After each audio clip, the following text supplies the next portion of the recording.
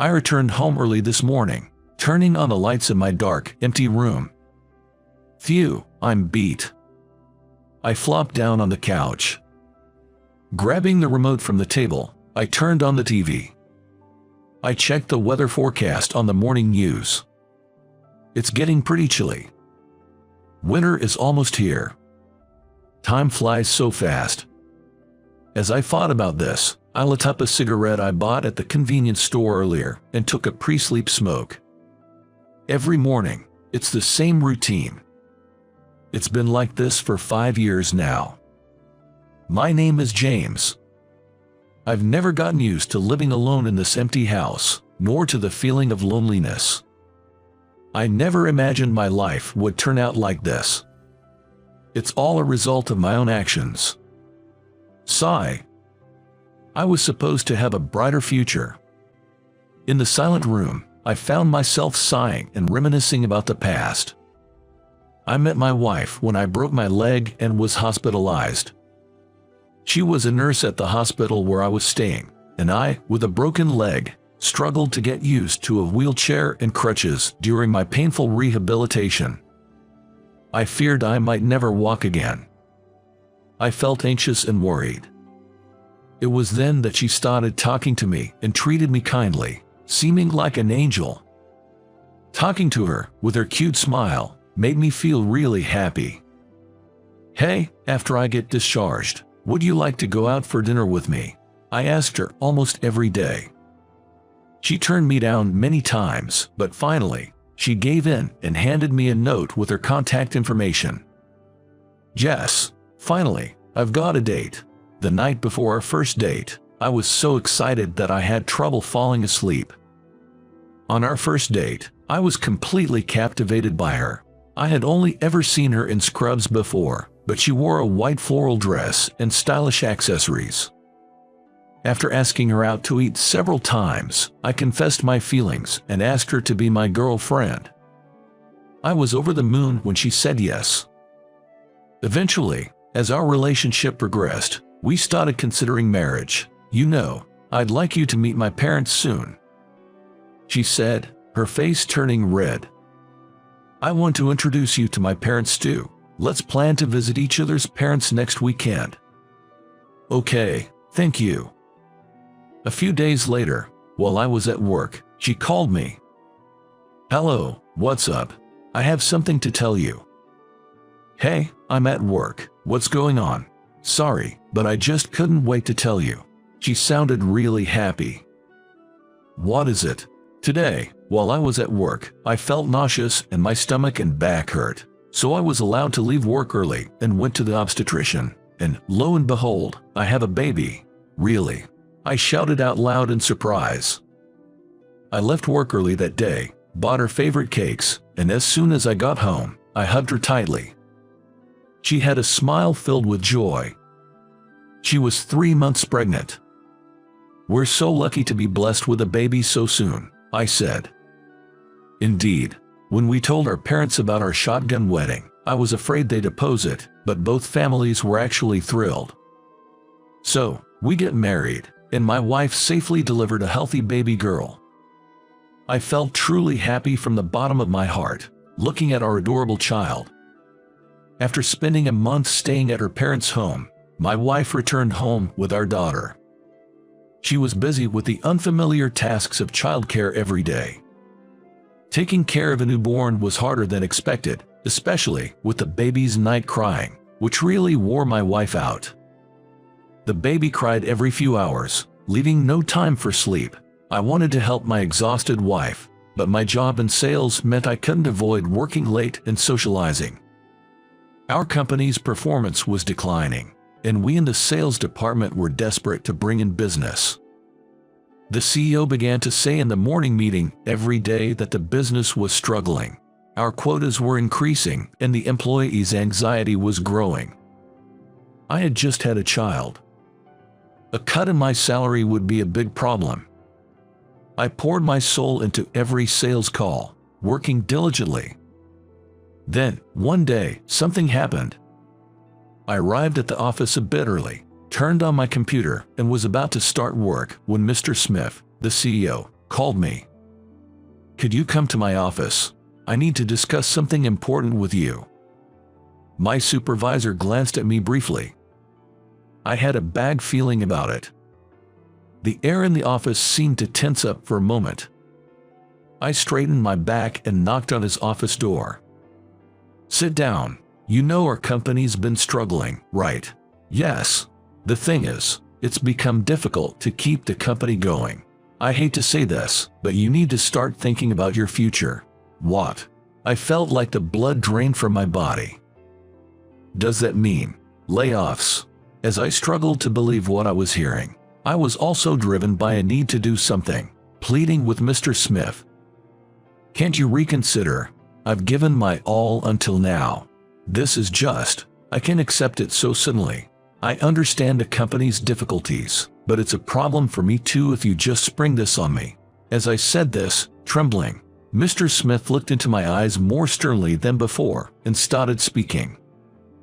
"I need you to understand. I wish I could keep you. It's with a heavy heart that I'm telling you this. You're still young. There are other places you can work." Mr. Smith said this and then looked away, downcast. True, our company's average age was high, and other employees had kids still in school, which would be costly. In comparison, my child had just been born. There weren't immediate hefty child care expenses. In the end, I accepted Mr. Smith's offer and left the company through early retirement. How should I tell my wife about this? She's already struggling with new parenting. When I explained the situation to her, she just said, "Can't be helped," and didn't say anything more. But, "Will you be able to find a new job soon?" That seemed to be her only concern. Actually, I had something on my mind. Someday I would like to save up money and open my own store. I had such a dream. I was able to retire from the company and also receive a small severance package. So, I thought I would use the money to open the small pub of my dreams. That's what I thought. When I told my wife, she just said, "I see," and seemed uninterested, saying, "Child care is tough right now." Then, I began preparing to open the pub. First, I started working part-time at a local bar I had noticed before. I also enrolled in a culinary school to learn about managing a food business, keeping busy every day. I had no time for household chores. Gradually, my wife and I began to argue more, and soon, every conversation turned into a fight. The bright and kind woman my wife once was had disappeared, replaced by a completely different person, quick to anger. Then one day, it happened. My wife finally snapped, and we had an unprecedentedly huge fight. "You don't have any intention to help with child rearing. It's like I'm raising our child alone. Quitting your job suddenly to chase a dream seems thoughtless to me," she said. My wife said something like that. I was quite selfish. My wife was an excellent nurse and would have advanced her career if we hadn't had our child. She wanted to return to work early, but couldn't because of the long waiting list for daycare. I didn't even help raise the kids, and I was the only one chasing my own dreams. Looking back, it was unfair. Back then, I couldn't understand her point of view and only argued back. One day, when I came home from work, I found a note from my wife about divorce on the table, and my wife and daughter's belongings gone. It was only then that I realized how selfish I had been. Holding the note, I cried in the now empty room where my wife and daughter used to be. But it was too late for regrets. Later, I went to my wife's parents' house, and after many discussions, we ultimately agreed on a divorce. Our daughter was young, so custody went to my wife. Alone, I threw myself into work to escape the loneliness. The room, now devoid of my wife's smile and my child's voice, was quiet and filled with emptiness. I finally understood the saying, "You don't know what you've got until it's gone." I do regret getting divorced.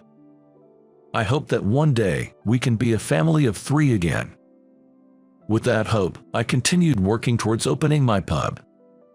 And then, 5 years later, I finally managed to open my pub. Initially, there were few customers, and I worried about whether I could keep going, but the manager from the bar where I used to work part-time visited often. He gave me various advice on the menu, pricing, and interior layout, gradually increasing my clientele. Now, the business is starting to pick up. Then, one day, as I was cleaning up after a day's work, a woman came into the bar. "Sorry, ma'am, we're closed for the day."